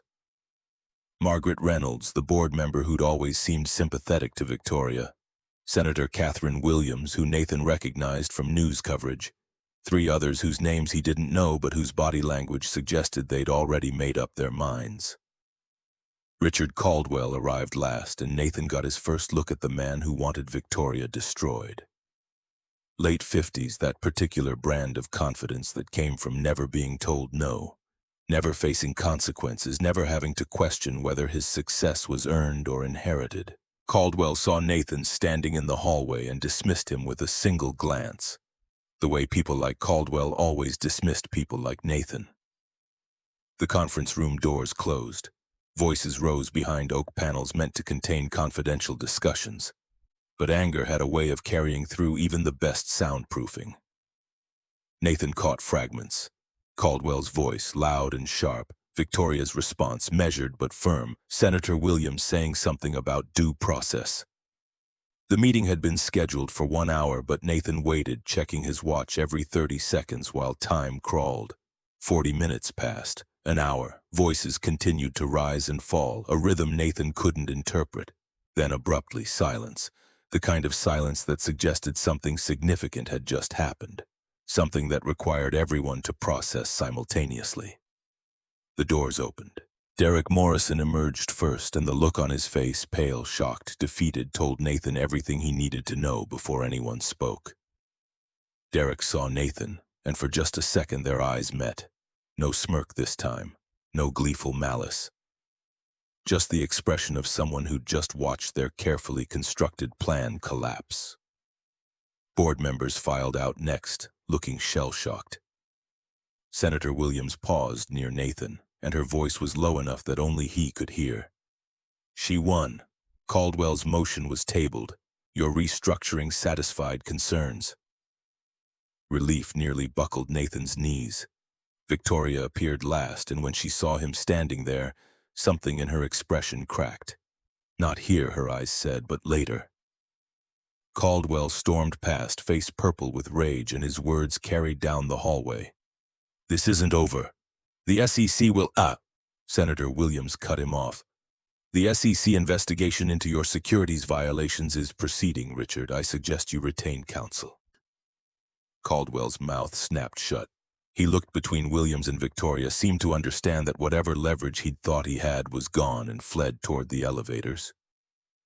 Nathan watched him go, then turned back to Victoria. She disappeared into her office, door closing with a soft click that somehow felt louder than a slam. Patricia appeared at Nathan's elbow. Rooftop, 20 minutes. She needs time to process. Nathan nodded and retreated to his cubicle. Tried to look busy while his mind replayed Senator Williams' words. Your restructuring satisfied concerns. What restructuring? What had happened in that boardroom? 20 minutes later, he took the elevator to the top floor and climbed the stairs to the rooftop garden.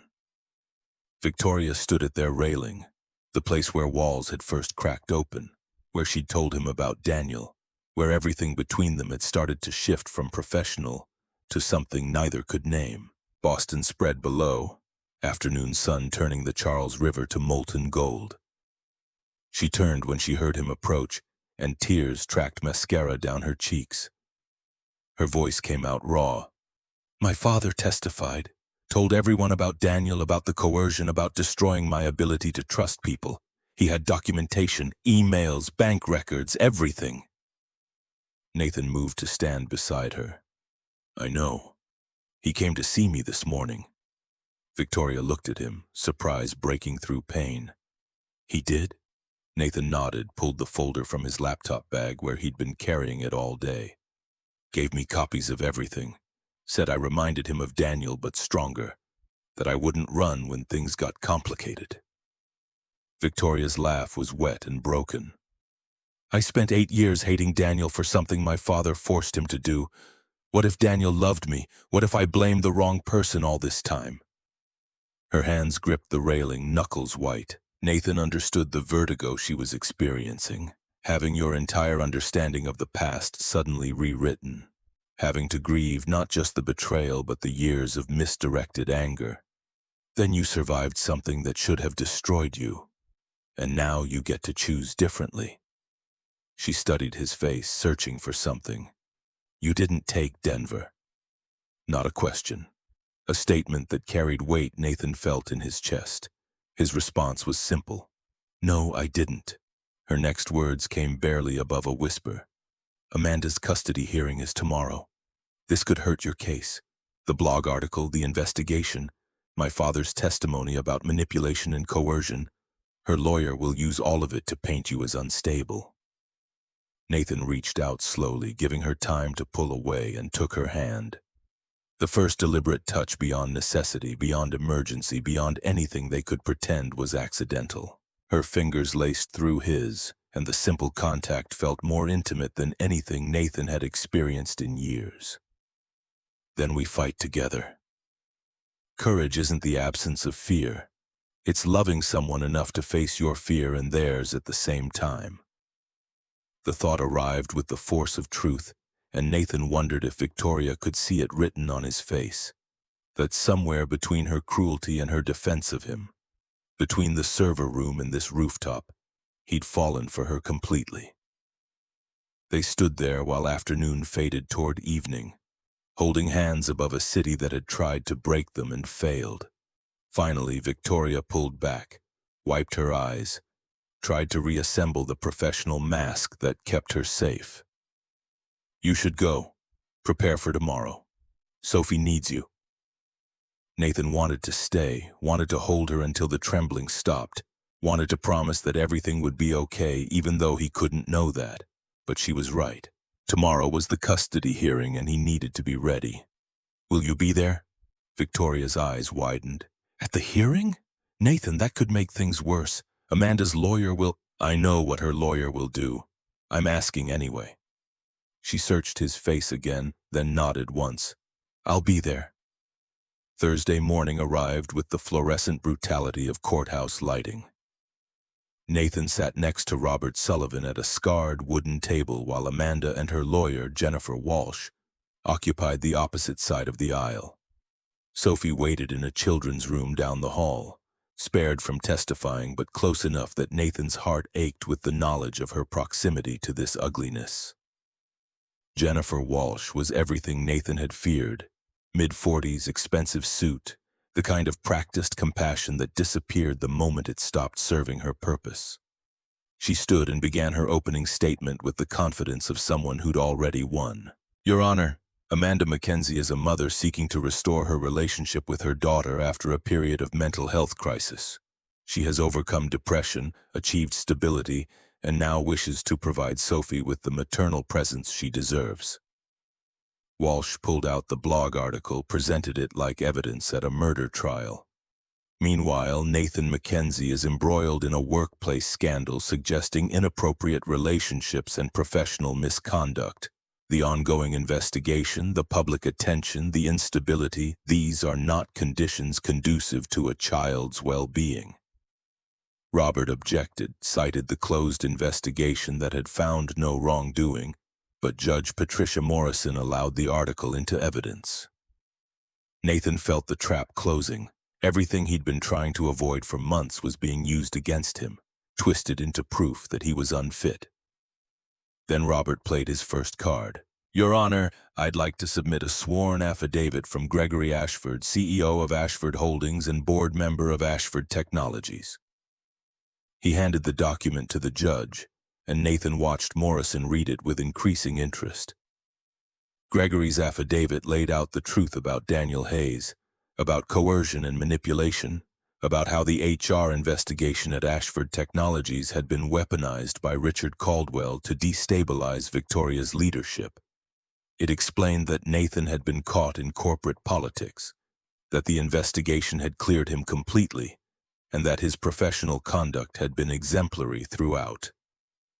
Jennifer Walsh stood.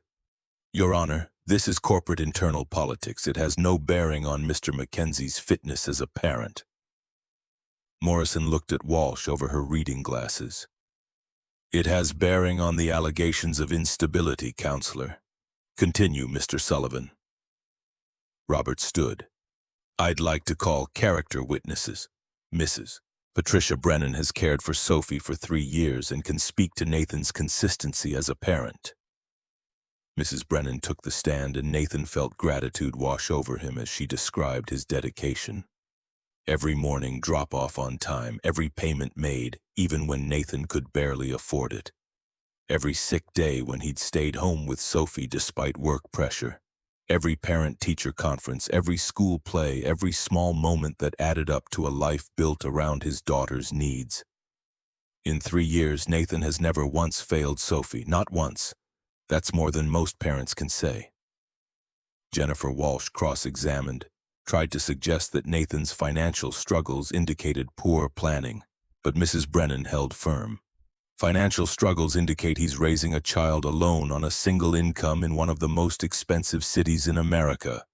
That's not poor planning. That's reality. Amy Walker testified next, spoke to Nathan's professionalism despite manufactured scandal. I've worked with Nathan for 2 years. He's the most dedicated person I know. When Derek Morrison spread rumors, Nathan stayed focused on his work. When the investigation started, he cooperated fully. He handled everything with integrity. Then the courtroom doors opened and Victoria walked in. Nathan's breath caught. She wore a simple gray suit, hair pulled back, no armor of expensive designer clothes or intimidating accessories. She looked like a professional woman coming to tell the truth, nothing more and nothing less. Jennifer Walsh stood immediately. Your Honor, Victoria Ashford's presence is inappropriate. She has a clear conflict of interest. Morrison looked at Victoria. Miss Ashford, what is your purpose here? Victoria's voice was steady, clear, the voice of someone who'd made a choice and would stand by it regardless of cost. Your Honor, I'm here to testify to Nathan MacKenzie's character as an employee and as a father. I have no romantic relationship with him, as the completed HR investigation documented. But I do have professional respect for his work and personal admiration for his dedication to his daughter. Morrison considered, then nodded. You may testify. Victoria took the stand and Nathan watched her transform, not into the Ice Queen, not into the vulnerable woman from the rooftop, but into something else entirely. Someone telling a truth she'd been afraid to speak. Nathan MacKenzie is the best security engineer I've ever worked with. In 18 months, he's prevented 4 major breaches and saved Ashford Technologies millions of dollars. He works harder than anyone in that building, and he does it while being a single parent. Jennifer Walsh stood for cross-examination. Miss Ashford, isn't it true that you've defended Mr. MacKenzie multiple times? That you've shown favoritism? Victoria didn't flinch. I've defended him from harassment. I've recognized excellent work. If that's favoritism, then every good manager is guilty of it. The blog article was based on a false complaint filed by a disgruntled employee working with a board member who wanted to remove me from my position. The complaint was investigated and dismissed. These are facts, not suggestions. Walsh tried again. But your personal interest in Mr. MacKenzie? Victoria's voice sharpened. My personal interest is in seeing competent employees treated fairly. My professional interest is in protecting talented people from corporate politics. And yes, I admire Nathan MacKenzie. I admire anyone who maintains integrity under pressure, who puts their child first, who refuses to compromise their values for convenience. She turned to look directly at the judge. Amanda MacKenzie abandoned her daughter 3 years ago. Sophie was 4 years old. For 3 years, Nathan has been mother and father both. He's attended every school event. He's stayed up nights when Sophie had nightmares. He's made a home for her with limited resources and unlimited love. That's not instability. That's the opposite of instability. Jennifer Walsh's face had gone red.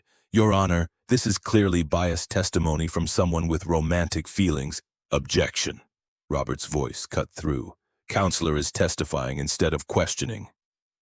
Morrison sustained the objection, and Victoria stepped down. As she passed Nathan's table, their eyes met, and he saw everything she couldn't say in open court written in her expression. She took a seat in the gallery, and Nathan felt her presence like an anchor. The judge called a 15-minute recess. Nathan stood in the hallway with Robert, trying to read the lawyer's expression. How bad is it? Robert's face was neutral. Hard to say. Morrison's fair, but Amanda's lawyer made the instability argument well. Victoria's testimony helped, but it also confirmed that there's something between you two. There's nothing inappropriate. I know that, but juries and judges see what they want to see. The question is whether Morrison sees a dedicated father or a man distracted by workplace drama. They returned to the courtroom. Judge Morrison reviewed her notes, looked at Amanda across the aisle, and her expression was unreadable. Ms. MacKenzie, your 3-year absence from your daughter's life is deeply concerning. The court recognizes that mental health crises are real and valid, but the impact on a child is also real and valid. Amanda's face went pale. Jennifer Walsh started to stand, but Morrison held up a hand. Mr. MacKenzie has provided stable, consistent care. While there were workplace complications, they have been appropriately resolved. The investigation found no wrongdoing. Character witnesses uniformly attest to his dedication. Morrison paused, and Nathan held his breath. The petition for joint custody is denied. Ms. MacKenzie may apply for supervised visitation after demonstrating 6 months of consistent contact with her daughter. This court prioritizes stability and continuity of care. The gavel came down. Amanda made a sound like a wounded animal. Jennifer Walsh gathered her papers with the rigid movements of someone controlling fury. Nathan sat frozen, trying to process that he'd won, that Sophie was safe, that the nightmare was over. Robert clapped his shoulder. You did good. Outside the courtroom, Nathan pulled out his phone and texted Victoria. We won. Her response was immediate. Told you. Together. That evening, Nathan picked up Sophie from Mrs. Brennan's house and took her to their favorite pizza place, the one they could barely afford but went to anyway for special occasions. Sophie was chattering about her day, oblivious to the battle that had been fought over her future, and Nathan felt the weight of the past months finally begin to lift. Daddy, can Miss Ashford come to my spring fair? Nathan looked at his daughter, at her gap-toothed grin and her complete faith that the world made sense. Maybe, sweetheart. I'll ask her. Good, because I want to show her my art project. I made another drawing. Nathan's heart clenched. Another ice queen? No. Sophie's voice carried absolute certainty. A family, you and me and Miss Ashford, all holding hands. The simplicity of it, the way children saw the world not as it was but as it could be, made Nathan's throat tight. He'd spent months trying to navigate impossible situations, trying to protect Sophie while protecting himself, trying to maintain professional boundaries while falling for someone who scared him. And Sophie had just drawn them all holding hands like it was the most natural thing in the world. That night, after Sophie was asleep, Nathan's phone rang. Victoria. I wanted to make sure you were okay, that Sophie was okay. Her voice carried concern that went beyond professional courtesy. Nathan leaned back against his kitchen counter, exhausted and relieved in something else he couldn't quite name. We're okay. Better than okay. Thank you for testifying. You didn't have to do that. Yes, I did. Victoria's voice was firm. Amanda using the investigation against you. That was my father's legacy coming back to hurt you. I had to fix it. Nathan heard the guilt in her voice, the weight she was carrying. It wasn't your fault, wasn't it? If I hadn't defended you so publicly, if I hadn't let my feelings show, maybe none of this would have happened. And maybe I'd have been fired by Derek's harassment. Maybe I'd have given up and taken a job somewhere else. Maybe Sophie and I would be worse off, not better. Nathan paused, choosing his next words carefully. You keep trying to take responsibility for other people's choices. Derek chose to harass me. Caldwell chose to weaponize it. Amanda chose to use it in court. Those aren't your sins to carry. Silence on the other end. Then quietly. When did you get so wise? About 2 hours ago, when a judge told me I get to keep my daughter. Victoria laughed, the sound lighter than Nathan had ever heard it. Fair enough. They talked for another hour, about the board meeting, about Gregory's testimony, about Senator Williams revealing Caldwell's SEC violations at exactly the right moment to destroy his credibility. Victoria explained that Williams had been building the case for months, waiting for the perfect time to deploy it. She's the one who pushed my father to confess, said the truth was the only way to reframe the narrative about my leadership. Nathan thought about that, about Senator Williams orchestrating events behind the scenes, about Gregory choosing redemption over reputation, about all the people who'd stepped up when it mattered, not because they had to, but because they chose to. What happens now? With Caldwell? He resigned this afternoon. The SEC will file charges next week. The board is recommending a full audit of his activities over the past 5 years. Victoria's voice carried satisfaction. He destroyed himself. I just survived him. That word, survived, echoed everything Nathan had learned about her. Victoria Ashford had spent 8 years in survival mode, building walls and maintaining distance and refusing to let anyone close enough to hurt her. And somehow, despite her best efforts, Nathan and Sophie had found their way past those walls. I should let you sleep. Tomorrow's going to be intense. Victoria's voice softened. Nathan, I'm proud of you, for fighting, for not running. The words settled over him like a blanket, warm and unexpected. I'm proud of you too, for telling the truth in court, for risking your reputation to help me. After they hung up, Nathan sat in his kitchen and thought about the past 6 months. 4 months of cruelty followed by 2 months of slowly understanding that cruelty had been armor, that Victoria's ice had been protecting something tender and terrified. He thought about Sophie's drawings and Victoria's trembling hands, and the way she'd looked at him in the server room like he was both salvation and threat. The weekend passed in a strange calm, like the eye of a hurricane. Nathan took Sophie to the park, helped her with homework, made meals and did laundry and tried to pretend his life hadn't just fundamentally changed. Monday brought an email from Dr. Foster. Investigation officially closed, no findings of misconduct. Professional relationship between N. MacKenzie and V. Ashford deemed appropriate. Restrictions on communication lifted. Nathan read the email 3 times, trying to believe it was real. The investigation was over. The restrictions were lifted. He and Victoria could talk without witnesses, could meet without documentation, could exist in the same space without fear of someone reporting them. He stood and walked to the executive floor, took the elevator with his heart pounding and knocked on Victoria's office door. Patricia looked up from her desk. Is she available? Patricia smiled, actually smiled, something Nathan had never seen her do. Go ahead. Victoria was at her desk reviewing documents and she looked up when he entered. For a moment neither spoke, the weight of everything that had happened hanging between them. Then Victoria stood, moved around her desk and did something Nathan never expected. She walked straight to him and wrapped her arms around him in a hug that felt like relief and apology and promise all at once.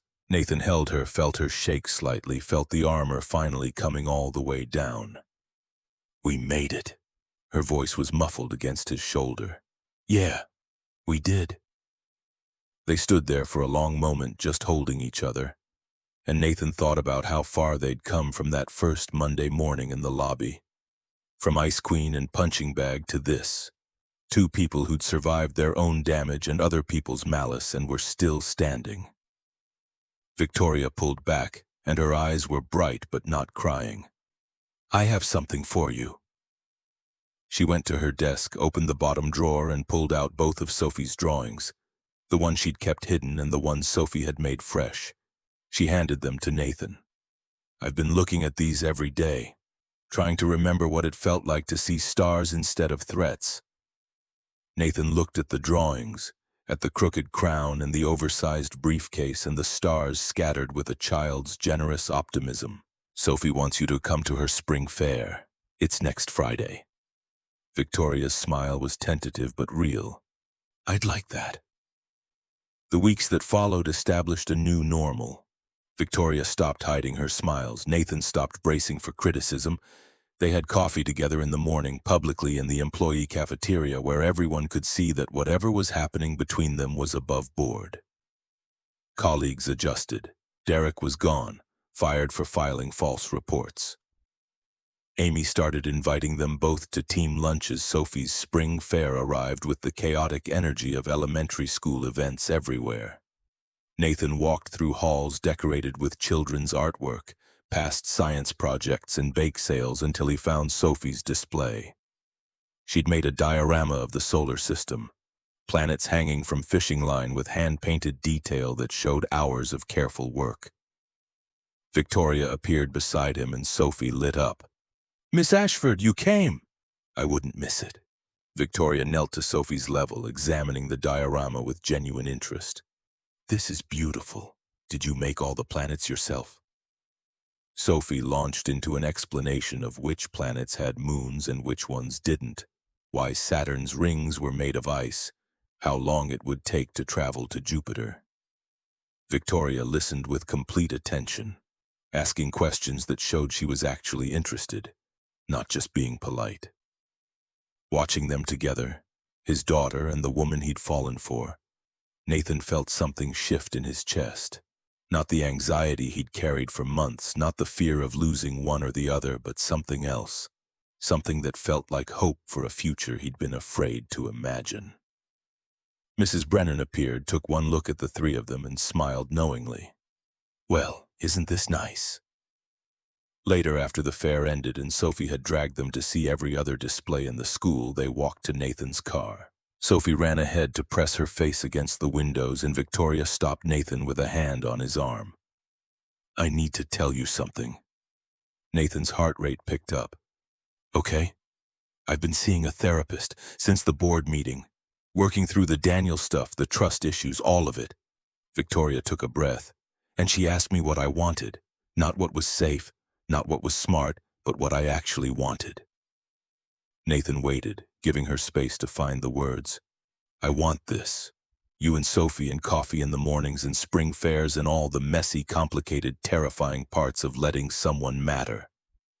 Her voice shook slightly. "But I need to do it right. Need to go slow. Need to make sure I'm not just replacing old damage with new dependence." Nathan understood what she was offering. Not a guarantee, not a promise that everything would be easy, but an honest acknowledgement of where she was and what she could handle. He reached out and took her hand, the same way he had on the rooftop. "Slow is good. Slow means we get to figure this out together." Victoria's smile was tremulous but genuine. "Together. I like that word." 6 months dissolved like snow in spring rain.